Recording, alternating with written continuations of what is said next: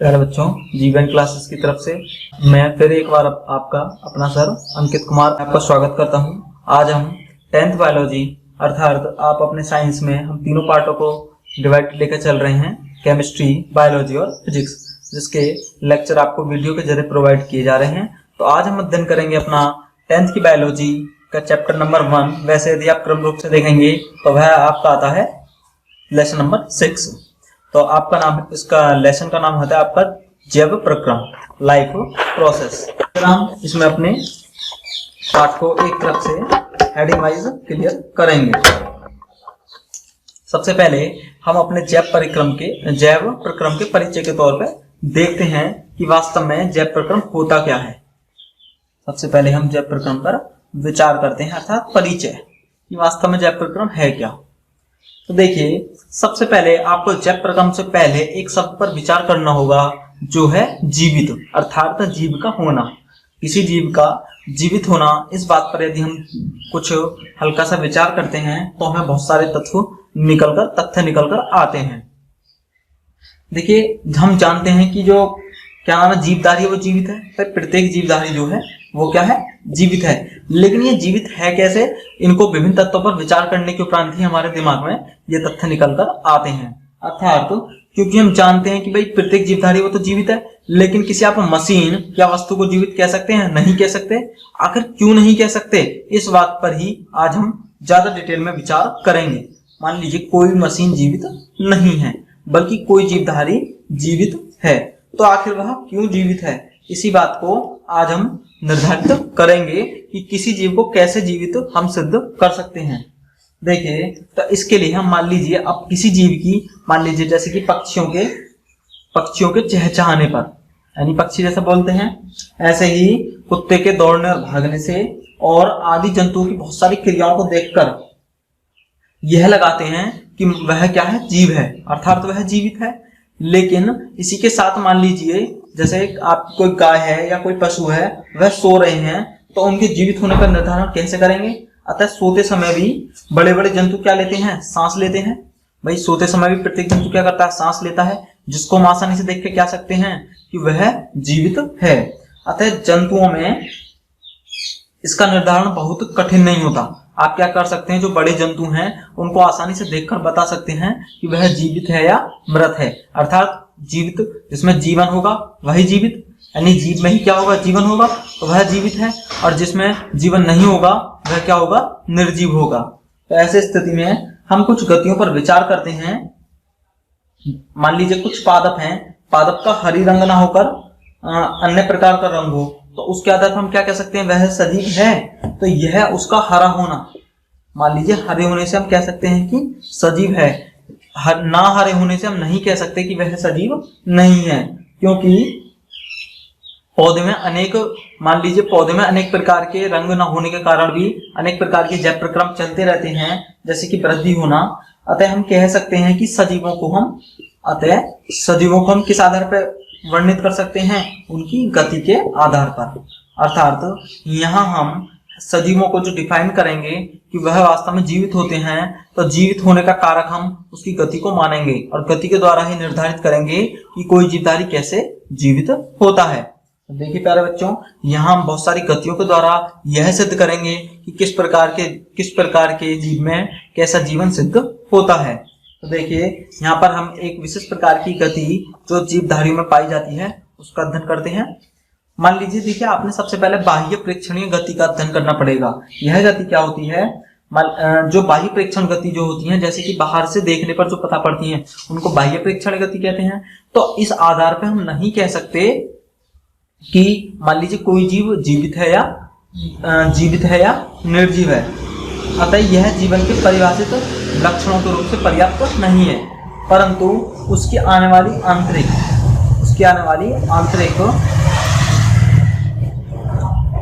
या अदृश्य गतियां, आंतरिक या अदृश्य जो गतियां होती हैं, उनके आधार पर कह सकते हैं कि किसी जीव, उनके आधार पर हम कह सकते हैं। क्यों? क्योंकि जो उनका सीधा संबंध होता है जीवन के आंतरिक स्तर पर होने वाली अणुओं से होता है। अर्थात जो अंदर की अदृश्य गति होते हैं उनका संबंध जीवन के अंतर्गत अंग भाग लेने वाले विभिन्न अणुओं से होता है, जो हमारे जीवों के मुख्य तत्व होते हैं, अर्थात कोशिका या विभिन्न प्रकार के जीवों के जो हमारे कारक होते हैं उनसे उनका सीधा संबंध होता है। तो यह अदृश्य गतियां जो हमारी आंतरिक होती हैं वो हमारे जीवन को क्या करती हैं, किसी जीव के जीवित होने को निश्चित करती हैं, या हमें उसका डिफाइन आसानी से बता देती हैं। देखिए, जीव चाहे एक कोशिकीय हो या बहुकोशिकीय हो, अर्थात उसमें कोशिका का स्तर एक लेयर पर हो या उससे बहुत अधिक लेयर पे हो, तो उसके अंग तंत्र या उत्तक स्तर पर हम संगठित या सुव्यवस्थित रहना बता सकते हैं कि वह किस प्रकार से सुसंगठित, किस प्रकार से बना हुआ है, या उसकी रचना किस प्रकार के तत्वों से मिलकर हुई है। तो वास्तव में देखा जाए तो शरीर की जो संगठित सुव्यवस्थित संरचना वास्तव में वो समय के साथ साथ क्या होती रहती है, विघटित होती रहती है। क्या होती रहती है? जो हमारे शरीर की जो स्ट्रक्चर है वो किससे बदलती रहती है, समय के साथ साथ घटती और बढ़ती रहती है। इस अवस्था को बनाए रखने के लिए हमें एक महत्वपूर्ण कारक ऊर्जा की आवश्यकता होती है। इसकी शरीर को आवश्यकता होती है, ऊर्जा की आवश्यकता होती है। अतः यदि व्यवस्था टूटती है तो जीवों को मान लीजिए यह जो प्रोसेस चलती रहती है अनुरक्षण की, हमारे शरीर में जो टूट फूट चलती रहती है उसको बनाए रखने के लिए हम क्या करते हैं, मरम्मत और अनुरक्षण का कार्य करते हैं।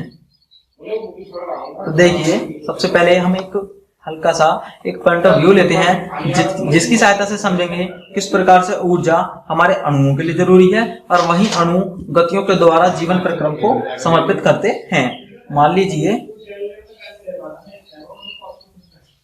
यह जीव या कोई जीवित मशीन है।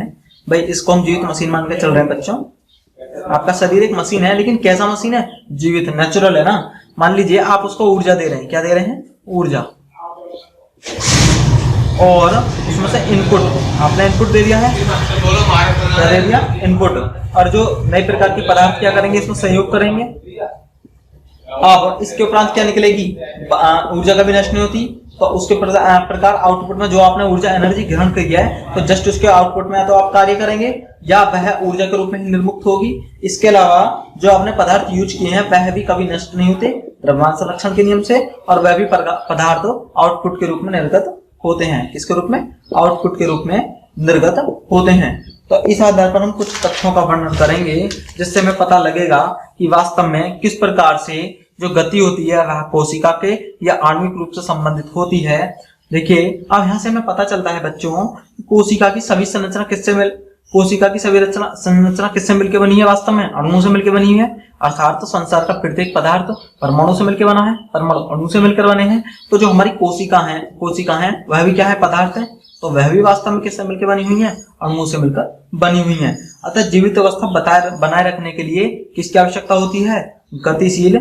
जो जीवित अवस्था बनाए रखने के लिए इन अणुओं को गतिशील बनाने की आवश्यकता होती है।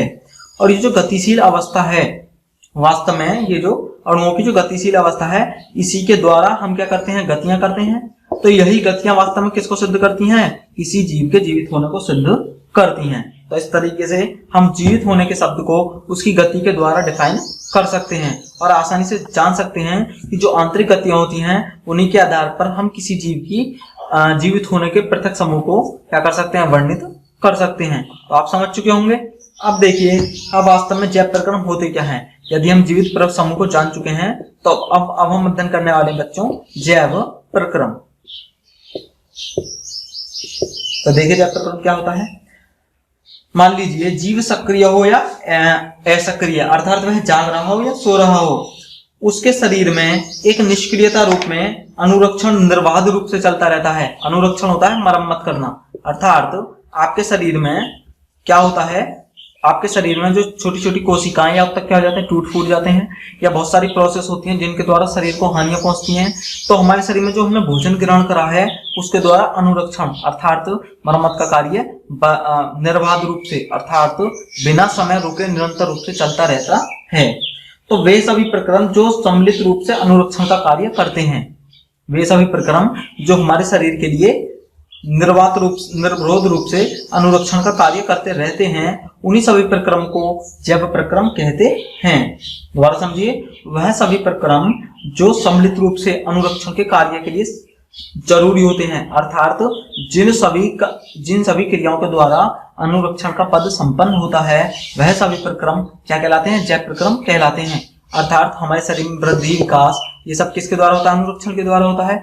तो इनको करने के लिए हम क्या करते हैं? पोषण करते हैं, भोजन खाते हैं, पचता है, श्वसन करते हैं। ये सब किस में आते हैं? हमारे जैव प्रक्रम के अंतर्गत ही आते हैं। या दूसरे शब्दों में, आप आसान शब्दों में जैव प्रक्रम को समझना चाहते हैं तो आपको समझना होगा बच्चों, जीव द्वारा संपादित किए जाने वाले सभी मौलिक कार्य जो जीव की संगठित रचना बनाए रखते हैं, अर्थात हमारे द्वारा यानी प्रत्येक जीव द्वारा किए जाने वाले वह सभी कार्य, अर्थात अपने व्यक्तिगत तौर पे किए जाने वाले वह सभी मौलिक कार्य जो जीव की संगठन को बनाए रखते हैं। अर्थात आप अपने शरीर के लिए वह सभी मौलिक कार्य जो करते हैं, जैसे कि श्वसन करते हैं, पोषण करते हैं, उत्सर्जन करते हैं, या आप किस लिए कर रहे हैं?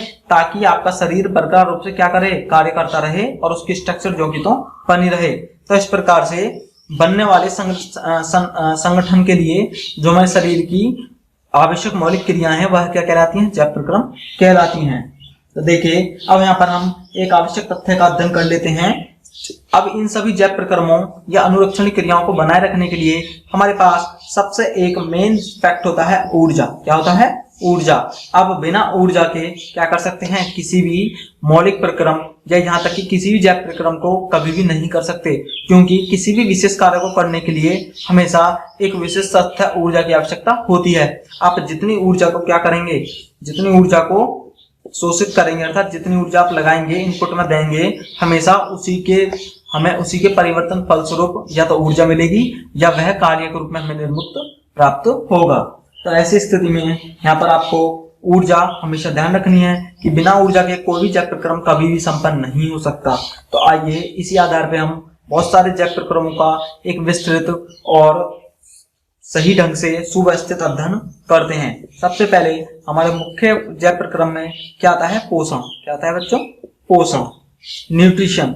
इसका दैनिक जीवन में आपने पुरानी कक्षाओं में अच्छी तरीके से नाम नहीं सुना होगा, लेकिन फिर भी आप बहुत सारी ऐसी चीजें नहीं जानते होंगे, ऐसे फैक्ट नहीं जानते होंगे जो पोषण से संबंधित हैं और हमारे दैनिक जीवन की क्रियाओं से मिलते जुलते हैं। देखिए क्या होता है, जीव पर्यावरण से ऊर्जा किस रूप में प्राप्त करता है? आप अपने शरीर को ऊर्जा प्राप्त करने के लिए क्या करते हैं? भोजन करते हैं। भोजन के द्वारा ही आपका शरीर क्या करता है? ऊर्जा ग्रहण करता है ना। तो शरीर के बाहर स्थित भोजन को शरीर से यथोचित रूप में स्थानांतरित करने की प्रक्रिया ही क्या कहलाती है? पोषण कहलाती है। दोबारा समझिए, शरीर के बाहर स्थित भोजन को शरीर में यथोचित रूप से स्थानांतरित करने की प्रक्रिया, अर्थात जो बाहर से भोजन ग्रहण किया हुआ है उस भोजन से अपने शरीर में ऊर्जा को, अपने शरीर में क्या करना? उस भोजन से जो प्राप्त पोषक तत्व हैं या पोषक तत्वों के दूसरे सेंस में ले सकते हैं हमें, जो हमारे शरीर में उपस्थित आवश्यक पोषक पदार्थ हैं उनको यथा उचित मतलब उचित रूप से स्थानांतरित करने की प्रक्रिया ही क्या कहलाती है? पोषण कहलाती है। या सरल शब्दों में आप जाने तो पोषण की प्रक्रिया शरीर को भोजन उपलब्ध कराने की होती है। अर्थात हमारे शरीर को बाहर से होने वाले आवश्यक तत्व, जैसे आप अनाज, कार्बोहाइड्रेट्स, फल, मूंग, दाल, ये सब क्या होती हैं? फल, दाल वगैरह ये सब क्या होती हैं? हमारे लिए क्या कहलाती हैं? पोषण के अंतर्गत आती हैं। अर्थात हमारे शरीर के लिए बाहर से पोषक तत्वों की व्यवस्था करना ही क्या कहलाता है? पोषण कहलाता है। आप जानते हैं कि हमारे शरीर में जो टूट फूट चलती है उसके लिए कच्चे पदार्थ की आवश्यकता होती है। तो यह कच्चा पदार्थ किस लिए काम आता है? यही अनुरक्षण के लिए कार्य आता है। और जो पदार्थ अनुरक्षण करता है वह इसका सीधा संबंध किससे होता है? उसका सीधा संबंध जैव प्रक्रम से होता है। और पोषण भी क्या है? हमारा एक जैव प्रक्रम का ही भाग है। तो देखिए बच्चों, क्या होता है, पृथ्वी पर जीव की प्रकृति मौलिक रूप से कार्बनिक की है। अर्थात हमारे भोजन में ज्यादातर क्या पाया जाता है? जो हमारी मौलिक प्रकृति है प्रत्येक जीव की, वो किस रूप में है? कार्बनिक रूप में। अर्थात हमारी स्ट्रक्चर ज्यादा तौर पर देखी जाए तो मौलिक रूप से किसकी बनी हुई है? कार्बन की बनी हुई है। क्योंकि हम जानते हैं, आप आगे पढ़ेंगे अपनी केमिस्ट्री किताब में लेसन नंबर 4, कार्बन व उसकी संयोजकता, तो उसके बारे में ज्यादा पढ़ेंगे। वहां आपको पता पड़ेगा कि पूरी प्रकृति में कार्बन का कितना महत्व है और वह किस प्रकार से भाग लेता है। तो क्या होता है बच्चों, यह जो कारण है वह कार्बन की प्रचुरता व बहुलता के कारण है। अर्थात कार्बन अधिक तौर पर हमारी प्रकृति में पाया जाता है। इसके कारण ही क्या होता है, हमारे पोषण में कार्बन की बहुलता पाई जाती है। कार्बन अणुओं पर आधारित अधिकांश खाद्य स्रोत कार्बन पर आधारित ही होते हैं क्योंकि प्रकृति में इसका अधिकांश भाग भोज्य पदार्थों का कार्बन पर ही आधारित होता है। अतः क्या होता है बच्चों, पाचन की प्रक्रिया में हम क्या करते हैं, जो बड़े बड़े जटिल कार्बनिक पदार्थ खाते हैं, अर्थात हम जो बड़े बड़े पदार्थों का क्या करते हैं, उपभोग करते हैं, वह हमारे पाचन के द्वारा क्या होते हैं, छोटे छोटे सरल कार्बनिक पदार्थों में टूट जाते हैं और जिसके द्वारा हम क्या करते हैं, अपने भोजन से सरल कच्चा माल उपलब्ध कराते हैं जो हमारे शरीर में अनुरक्षण के लिए प्रमुख तौर पर कार्य आता है और इस प्रकार की प्रोसेस को ही हम पोषण कहते हैं। तो देखिए नेक्स्ट हम उसका अध्ययन करेंगे अपने जैव प्रक्रम का, जिसका नाम है आपका श्वसन। देखिए श्वसन आपने बहुत सारी प्रक्रम में या अपने छोटी कक्षाओं में एक लेसन के तौर पे पढ़ा होगा, लेकिन आज हम श्वसन की उन प्रोसेस को जानेंगे जिनके विषय में आपने कभी सोचा नहीं था और आपने कभी इनको समझा नहीं है। तो देखिए आपने यदि देखा जाए तो सीमित तौर पर आपको सिर्फ श्वसन के बारे में इतना ही जानते होंगे कि सांस लेना, अर्थात हम क्या करते हैं, ऑक्सीजन को ग्रहण करते हैं और कार्बन डाइऑक्साइड को छोड़ते हैं, यही क्या कहलाती है, श्वसन कहलाती है। लेकिन वास्तव में श्वसन इससे कहीं बढ़कर और एक बहुत ही महत्वपूर्ण प्रोसेस होती है।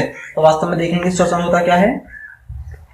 देखिए हमारा शरीर क्या करता है, हमारा शरीर ऊर्जा कोशिकाओं में कार्बन पर आधारित अणुओं के विघटन से प्राप्त होती है, अर्थात हम जो भोजन ग्रहण करते हैं उसका विघटन होता है किसकी सहायता से, ऑक्सीजन की सहायता से। इसकी सहायता से, ऑक्सीजन की सहायता से जो हमने पदार्थ ग्रहण किया हुआ है उसके विघटन से ऊर्जा प्राप्त होती है और अणुओं के विघटन से प्रयुक्त होने वाली ऊर्जा जो सर्वाधिक सामान्य रासायनिक अभिक्रिया ऑक्सीकरण व अपकरण पर आधारित होती है, इसी प्रोसेस को हम क्या कहते हैं, श्वसन कहते हैं। ध्यान से समझिए, अर्थात ऑक्सीजन की सहायता से, किसकी सहायता से, ऑक्सीजन की सहायता से हमने जो भोजन ग्रहण किया हुआ है उसका छोटे छोटे खंडों में टूटना, या आप उसको कह सकते हैं पाचित होना, क्योंकि हमारे शरीर में कोई भी भोजन वो छोटे छोटे अवयव कणों में पाचित होगा और O2 की सहायता से उस भोजन का पाचन या विघटन के द्वारा जो हमें ऊर्जा मुक्त होती है या ऊर्जा जो प्राप्त होती है कोशिकीय स्तर पर, वही प्रक्रिया हमारी श्वसन कहलाती है। तो समझ गए होंगे आप सभी, अर्थात भोजन की O2 की सहायता से भोजन में से ऊर्जा का प्राप्त होना ही क्या कहलाता है, श्वसन कहलाता है। तो श्वसन वास्तव में एक अपने आप में बहुत बड़ी व्यापक प्रक्रिया होती है जो सांस लेने से कहीं हटकर हमारी ऊर्जा तक की प्रोसेसों में शामिल होती है। तो आप ध्यान रखेंगे आज के बाद कि आपको श्वसन कभी भी सांस लेने से संबंधित नहीं बतानी है, बल्कि इसका अंतिम कार्य ऊर्जा देना होता है। देखिए बच्चों, अब एक और हम प्रमुख जैव तंत्र, अपना प्रमुख जैव प्रक्रम परिवहन का अध्ययन करेंगे, जो भी हमारे लिए एक बहुत महत्वपूर्ण कारक है। देखिए परिवहन क्या होता है, जैसे कि नाम से ही पता चल रहा है परिवहन, जैसे कि आप अपने साधारण तौर पर परिवहन किसके लिए प्रयोग करते हो, किसी चीज की यानी किसी वस्तु के विनिमय के लिए, आने और जाने के लिए। इसी तरीके से हमारे शरीर में भी परिवहन का प्रयोग आने और जाने से संबंधित होता है। तो देखिए बच्चों क्या होता है, एक कोष के जीवों में सबसे पहले बात करनी पड़ेगी एक कोष के जीवों के लिए। एक कोष के होते हैं जिनमें एक कोशिका पाई जाती है, जैसे कि अमीबा, पैरामीशियम, ये कोष के होते हैं। और एक कोष के जो जीव होते हैं यह बहुत, इनमें जो परिवहन की सीमा होती है वह बहुत निम्न स्तर पर होती है। तो एक कोष के जीवों में पर्यावरण के साथ पदार्थों का विनिमय जटिलता पैदा नहीं करता, अर्थात इनमें जो परिवहन होता है वह बहुत आसानी से हो जाता है। क्या हो जाता है, वह बहुत आसानी से हो जाता है। इन जीवों की पूरी सतह पर्यावरण के संपर्क में रहती है, अर्थात क्या होता है, यह पर्यावरण के डायरेक्टली संपर्क में रहते हैं।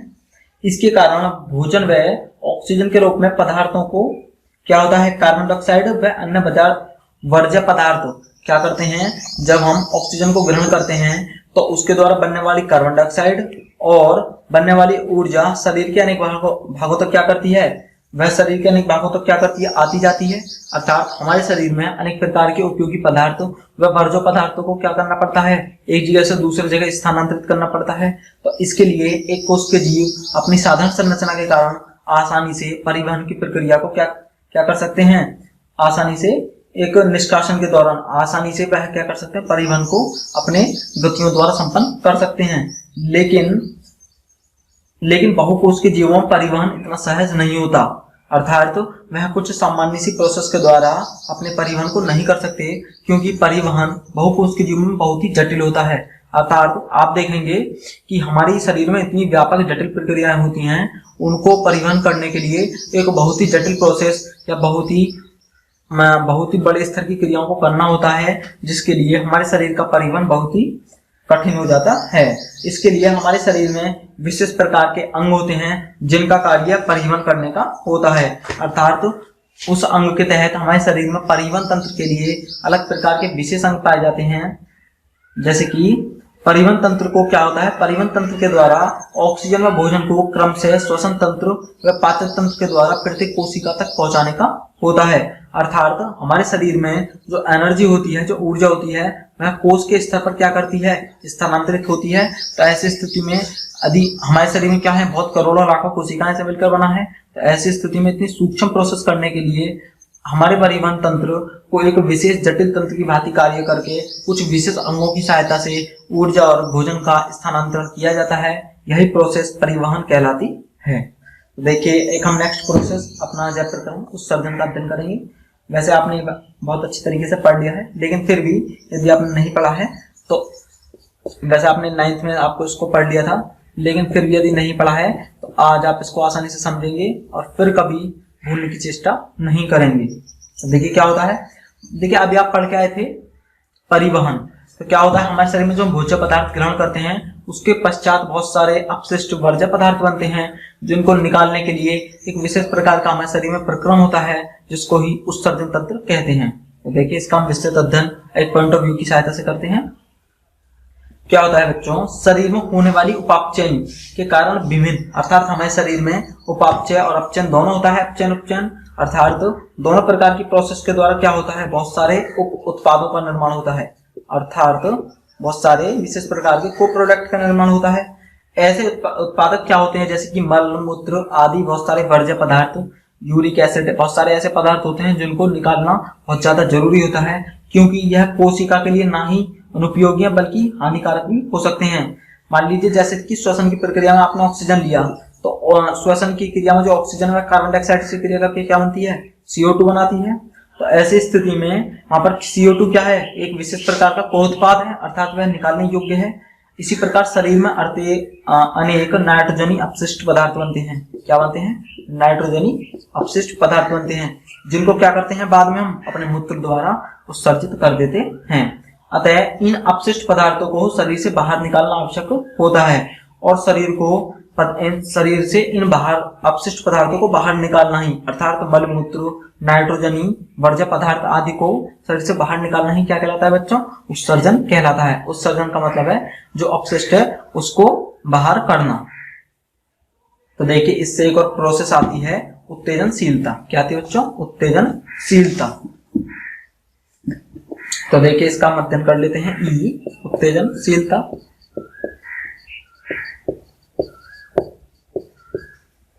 तो देखिए कि ये क्या होती है, आप भी इसका भी पता कर पाएंगे आसानी से। उत्तेजनशीलता वास्तव में जीव द्रव्य का मौलिक गुण है। अर्थात ये क्या है, जो हमारी उत्तेजनशीलता है वह वास्तव में हमारे मूल रूप से सभी क्रियाओं में भाग लेती है। अर्थात प्रत्येक अंग इसको अलग अलग तौर पर उत्तेजनशीलता दर्शाता है। सभी जीवों में उत्तेजनशीलता पाई जाती है। ऐसा नहीं है कि किसी भी स्तर का जीव हो वह प्रत्येक उत्तेजनशीलता दर्शाता है। इसका अर्थ है कि उद्दीपनों के प्रति अनुक्रिया प्रदर्शित करना। अब ये दो प्रोसेस हमें जानने पड़ेंगे, उद्दीपन और अनुक्रिया होते क्या हैं। उद्दीपन क्या होता है, किसी विशेष क्रिया के द्वारा जो संकेत जागे होते हैं उनको उद्दीपन कहते हैं। मान लीजिए आपने आग देखी तो आग का दिखना क्या हुआ, उद्दीपन, और आपने अपने अंगों को बचाया तो इसके प्रति वह क्या कहलाएगी, अनुक्रिया। और उत्तेजनशीलता को उद्दीपन देखकर अनुक्रिया करना ही हम कहते हैं। अर्थात किसी उद्दीपन से बचने के लिए या उससे अपने आप को सचेत करने के लिए जो अनुक्रियाएं करते हैं वही उत्तेजनशीलता कहलाती है। इसी प्रकार इसमें दो प्रोसेस आपके लिए दो महत्वपूर्ण तथ्य आते हैं। एक आता है प्रजनन।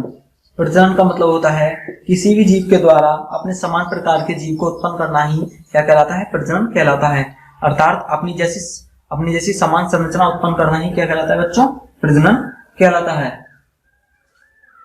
इसके साथ ही देखिए एक पॉइंटर आता है हमारा कार्यिकी। क्या होता है, कायरिकी अर्थात फिजियोलॉजी वह क्या होता है जिसमें मानव के सभी जैव प्रक्रमों का अध्ययन किया जाता है, वह क्या कहलाते हैं बच्चों, फिजियोलॉजी या कायरिकी विज्ञान कहलाते हैं। देखिए अब हम पोषण का एक विस्तृत अध्ययन करेंगे और जो हमारे उसके सभी प्रकारों के आधार पर वर्णित होगा। देखिए हम पोषण को दोबारा से एक अपनी पॉइंट ऑफ व्यू बनाते हैं और उसका एक विस्तृत अध्ययन हम अपने इस अध्ययन में करते हैं। तो देखिए जैसे कि आपको मैंने पोषण बता दिया था, पोषण होता क्या है। देखिए बच्चों सभी जीवधारियों को जीवित अवस्था में बनाए रखने के लिए किसकी आवश्यकता है, अभी हम पढ़ के आए थे जीवित प्रक्रम। तो जीवित वास्तव में होने के लिए सभी जीवधारियों को किसकी आवश्यकता है, भोजन की, क्योंकि भोजन से क्या मिलेगी, ऊर्जा, और बिना ऊर्जा के क्या हो सकता है, बिना ऊर्जा के क्या होगा, कभी भी कोई भी जीव जीवित नहीं रहेगा। अतः यह जो भोजन होता है, भोजन के जो विभिन्न घटक होते हैं या तो ऊर्जा प्रदान करते हैं या विभिन्न प्रकार की अनुरक्षण क्रिया या नियमन या रखरखाव की प्रोसेस को ध्यान में रखते हैं। अर्थात क्या होता है, भोजन के द्वारा हम विभिन्न पोषक पदार्थों को ग्रहण करके क्या करते हैं, विभिन्न पोषक पदार्थों को ग्रहण करके अपने शरीर में ऊर्जा प्रदान करते हैं, या तो वह ऊर्जा के रूप में प्राप्त होती है या फिर वह हमारे अनुरक्षण में कार्य आती है। अतः यह जो पदार्थ होते हैं वह पोषक पदार्थ कहलाते हैं और भोजन से पोषक पदार्थों को ग्रहण करना ही पोषण कहलाता है, जो कि मैं आपको पहले भी बता चुका हूं, फिर दोबारा से एक बार अध्ययन कर लिया है। यह पोषक पदार्थ बच्चे हमारे शरीर में 5 प्रकार के हो सकते हैं, यानी 5 से 6 प्रकार के भी हो सकते हैं। प्रोटीन्स क्या होते हैं, प्रोटीन्स यानी अपने भोजन में से हम विभिन्न पोषक पदार्थों को इन आधार पर वर्णित करते हैं कि उसमें प्रोटीन्स की कितनी मात्रा है, अर्थात उससे तुलना करके हम भोजन की तुलना करते हैं कि उसमें प्रोटीन्स की कितनी मात्रा है, कार्बोहाइड्रेट्स कितना है, वसा युक्त है या नहीं है, विटामिन कौन सा पाया जाता है, जबकि खनिज लवण कौन कौन से वहां पर पाए गए हैं।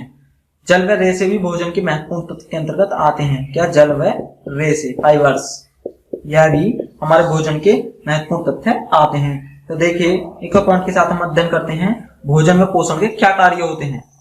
तो देखिए बच्चों, भोजन व पोषण के कार्य,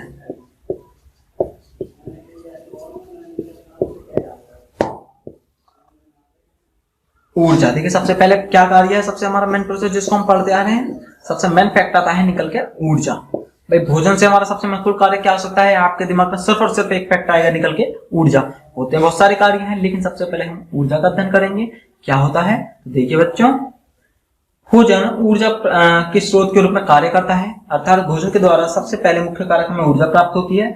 जब वो पैदल चलते हैं, साइकिल चलाते हैं या बहुत सारी अनेक प्रकार की कार्य करते हैं, या हम बैठे हुए कुछ सोच रहे होते हैं, किताब भी पढ़ रहे होते हैं, तो अभी हमें किसकी आवश्यकता होती है, ऊर्जा की आवश्यकता होती है। और यह ऊर्जा में कहां से प्राप्त होती है, पोषण अर्थात भोजन से प्राप्त होती है। देखिए इसी आधार पर हमारी बहुत सारी आंतरिक अदृश्य गतियां और आणविक गतियां होती हैं। तो इसी आधार पे हम नंबर 2 पॉइंट अध्ययन करते हैं वृद्धि का। क्या मिलती है हमें, वृद्धि। देखिए जरा, भोजन के स्वांगीकरण से, इससे भोजन के स्वांगीकरण से, अर्थात जो पाचन होता है भोजन में, पाचन के बाद जो अवयवी पदार्थों का जो उसमें अवशोषण होता है उसको स्वांगीकरण कहते हैं, और स्वांगीकरण से ही जीव द्रव्य का निर्माण होता है। और इसी के साथ साथ कोश के अवयव का निर्माण भी भोजन के पदार्थ से होता है। अर्थात इस प्रोसेस को, यानी हमारे विभिन्न प्रकार की कोशिका और कोशिका पदार्थ बनना किससे बनते हैं, वो भोजन या पोषण से ही, इनसे ही मतलब इस प्रकार के तत्वों का निर्माण होता है जिससे नई कोशिका बन सके या पुरानी कोशिकाओं का अनुरक्षण हो सके। यह प्रोसेस वृद्धि कहलाती है। इसी के साथ बच्चों 3rd पॉइंट आता है मरम्मत। क्या आता है, मरम्मत। तो देखिए बच्चों, भोजन कोशिकाओं व उत्तकों के हुई टूटी फूटी, अर्थात भोजन के द्वारा ही क्या होता है, हमारे शरीर किससे मिलकर बना हुआ, कोशिका से। 9th में आप कोशिका के बारे में बहुत ज्यादा डिटेल में पढ़ के आए हैं, इसलिए मैं आपको ज्यादा से ज्यादा सलाह देना चाहता हूं कि आप बताइए, आप ज्यादा से ज्यादा अपनी जितनी ज्यादा कोशिका के विषय में पढ़ चुके हैं, आप 9th में जितना ज्यादा कोशिका आपने अच्छी तरीके से क्लियर करा हुआ है, तो आप कभी भी उसमें दिक्कत नहीं फील करेंगे, अर्थात आपको कभी भी परेशानी नहीं आने वाली है। और यदि आप कोशिका ज्यादा नहीं पढ़ा है तो आपको बायोलॉजी पढ़ने में बहुत ज्यादा परेशानी आने वाली है। इसलिए मैं आपको आपका अपना सर अंकित कुमार एक बार से बताता हूं कि ज्यादा से ज्यादा क्या करिए बच्चों, सबसे पहले कोशिका का अध्ययन कीजिए। जितना ज्यादा आपने कोशिका पढ़ा होगा आपकी बायोलॉजी उतनी समझ में ज्यादा आएगी, क्योंकि बिना कोशिका के नॉलेज के आप कभी भी बहुत सारी प्रोसेस को नहीं समझ